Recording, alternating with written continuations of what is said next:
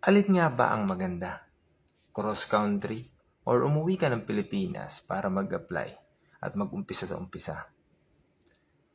Bago ko sagutin yan, Sese nga pala factory worker dito sa bansang Hungary. Dito bibigyan ko lang kayo ng ideya.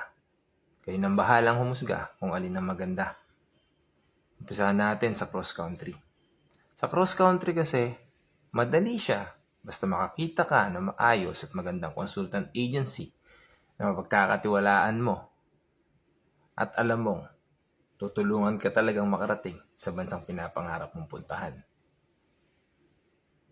Sa pag-uwi naman sa Pilipinas at pag-uumpisa sa pag-apply, malabang malaki yung porsyento na magtagal yung application process mo.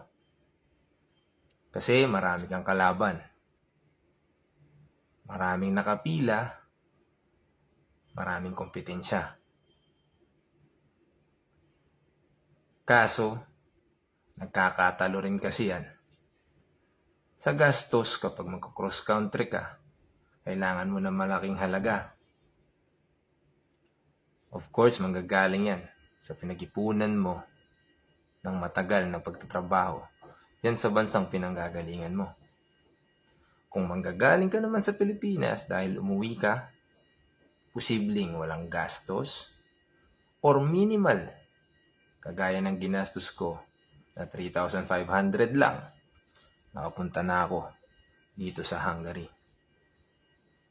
In terms naman of sahod na offer ng mga cross-country consultant agency, hindi naman nagkakalayo, gaya nga ng nakikita nyo.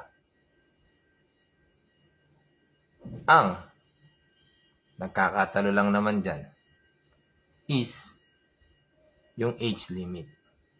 Kasi kapag umuwi ka ng Pilipinas at medyo may edad ka na, alam naman natin na may discrimination na.